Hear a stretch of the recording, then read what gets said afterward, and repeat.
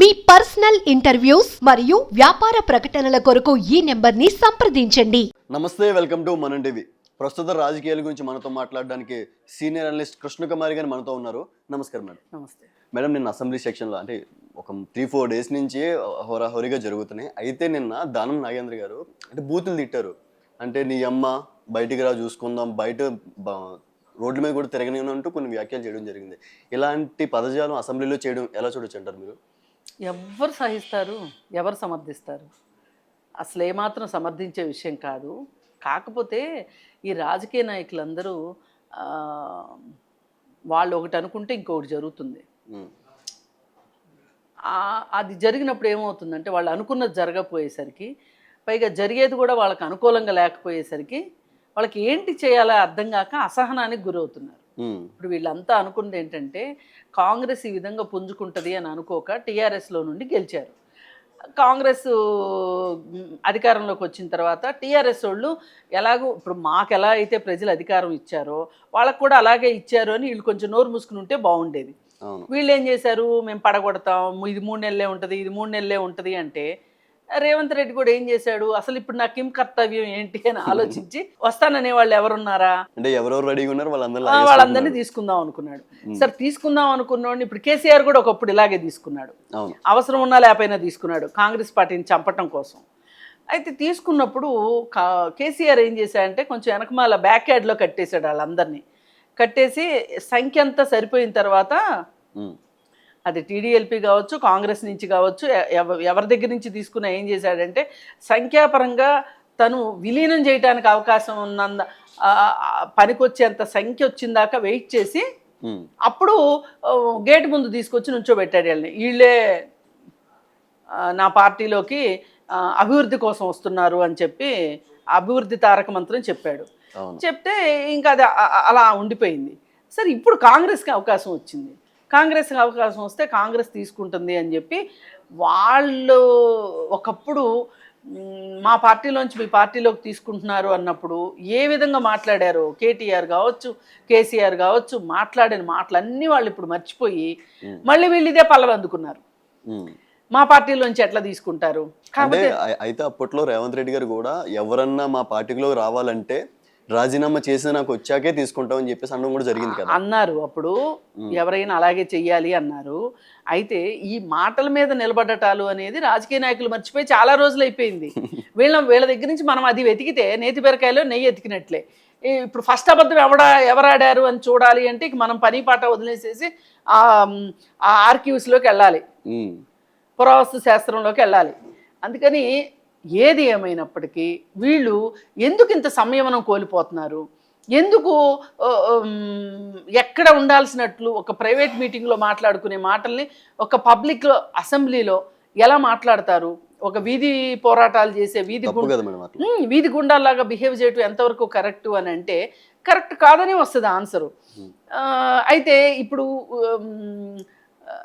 ఈ గందరగోళం అంతా జరగడానికి ఒక రకంగా స్టార్టింగ్లో కేసీఆర్ వాళ్ళు కొంచెం కేటీఆర్ కాస్త అరిసినా కానీ బీజేపీ వాళ్ళు కూడా వాళ్ళకి తోడయ్యి ఇది పడిపోద్ది అని చెప్పినప్పటికీ తర్వాత కాస్త సైలెంట్గా ఉన్నారు. మళ్ళీ ఇప్పుడు సమావేశాలు మొదలెట్టిన తర్వాత మళ్ళీ పైగా వాళ్ళు ఏం చేశారు, ప్రతి క్షణము కూడా గెలిచిన పార్టీని, అధికారంలోకి వచ్చిన పార్టీని శల్య పరీక్షలు శీల పరీక్షలు చేయటం మొదలెట్టారు. ఇప్పుడు ఎవరికైనా ఇప్పుడు క్లాస్ మారారండి పిల్లలు అనుకుందాం, మారిన వెంటనే గత సంవత్సరం ఫైనల్ పరీక్షలో మార్కులు ఎలా వచ్చినాయి ఇలా వచ్చేస్తాయా? ఇప్పుడే రావు కదా. వీళ్ళకి కూడా కొంచెం టైం ఇవ్వాలి కదా. ఒక 6 నెలలు, ఒక సంవత్సరము అసలు వీళ్ళు ఏం చేస్తారు, ఎలా చేస్తారు చూసి అప్పుడు వీళ్ళకి మార్కులు వేయడం స్టార్ట్ చేయాలి. వీళ్ళు ఏం చేశారు, వచ్చిన తెల్లారి నుంచి మీరు 6 హామీలు అమలు చేయలేరు, ఇది పడిపోయే గవర్నమెంటు ఇలా మాట్లాడేసరికి ఇప్పుడు ఈ వెళ్ళిన వాళ్ళ పరిస్థితి త్రిశంకు స్వర్గంలోకి అయిపోయింది. ఎవరు ఈ దానం నాగేంద్ర కావచ్చు, ఇంకొకళ్ళు వీళ్ళందరూ ఇప్పుడు ఏంటి చేయాలా అర్థం కావట్లా. పోనీ నిజంగానే రాజీనామా చేసి మళ్ళీ పోటీ చేద్దామంటే బోలెడు డబ్బులు, డబ్బులు ఖర్చు పెట్టకపోతే ఎలక్షన్స్ జరగవు. ఇప్పుడు మొన్న ఎలక్షన్లో ఖర్చు పెట్టిన డబ్బులు ఇంకా సంపాదించుకోవాలి వీళ్ళు. ఇప్పుడు మళ్ళీ ఖర్చు పెట్టాలి డబ్బులు అని అంటే వీళ్ళకి బాధ అయిపోద్ది. డబ్బులు ఇవ్వకపోతే జనాలు ఓట్లు వేసేటట్లు లేరు, మందు పంపించకపోతే వేసేటట్లు లేరు. అసలు ఎలక్షన్స్ అనేది అనేసరికి వీళ్ళకి చలిజ్వరం వచ్చేస్తుంది. ఇప్పుడు మళ్ళీ పాతకాలం లాగా టీఆర్ఎస్తోనూ ఉండలేరు, ఈ కొత్త కాంగ్రెస్ పార్టీలోకి రాలేరు. ఈ పరిస్థితిలో ఒక రకంగా చాలా ఇంబ్యాలెన్స్ అయిపోయాడు ఎవరు, దానం నాగేంద్ర. దీనికి తోడు అంతకుముందు రోజు రేవంత్ రెడ్డి కూడా ఏ మాటకు ఆ మాట ఇంబ్యాలెన్స్ అయ్యాడు. రేవంత్ రెడ్డి ఇంబ్యాలెన్స్ అనడం జరిగింది. అయితే ఆయన ఉద్దేశం ఏంటి అంటే, ఇప్పుడు కొత్త ప్రభుత్వం ఏర్పడింది, మాకు సహకరించరా, ప్రతిపక్షం కూడా సహకరిస్తేనే అధికార పక్షం పరిపాలన చేయగలరు. కేటీఆర్ గారు అంటున్నారు మీరు చేసే ప్రతి దానికి మేము సహకరిస్తాం. ఏం సహకరిస్తానంటున్నారు? ఏం చేసినా ఇది చేయలేదు అంటున్నారు. ఇప్పుడు రుణమాఫీ చేశామంటున్నారు. రుణమాఫీ ఎక్కడ చేశారు? 10 మంది 10 మందికి ఇవ్వాల్సి ఉంటే మీరు 6గురికే 4గురికే 3గురికే ఇచ్చారు అని చెప్పి వాళ్ళని ఇప్పుడు కొత్త ప్రభుత్వం అన్నప్పుడు, పైగా 10 సంవత్సరాల తరువాత అధికారంలోకి వచ్చిన కాంగ్రెస్ పార్టీ, వాళ్ళకి 100 సర్దుబాట్లు ఉంటాయి. కొంచెం రెండో వాళ్ళని కూడా కుదురుకొని ఇవ్వాలి కదా.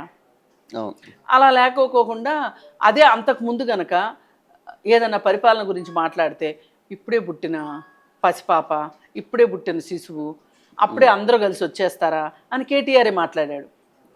ఇప్పుడు తెలంగాణ అనేది ఇప్పుడే పుట్టిన పసిపాప అని చెప్పి మాట్లాడిన వాళ్ళు వాళ్ళకైతే రిజర్వేషన్స్ ఇచ్చుకుంటున్నారు, రెండో వాళ్ళకైతే రిజర్వేషన్స్ ఇవ్వట్లా. అక్కడ వస్తుంది ప్రాబ్లం. నాకైతే ఒక రూలు, మీకైతే ఒక రూలు. ఈ పరిస్థితుల్లో సబితా ఇంద్రారెడ్డి, సునీత లక్ష్మారెడ్డి, అది ఒక రకంగా చూసుకుంటే కాంగ్రెస్ పార్టీలోని అంతర్గత వ్యవహారం.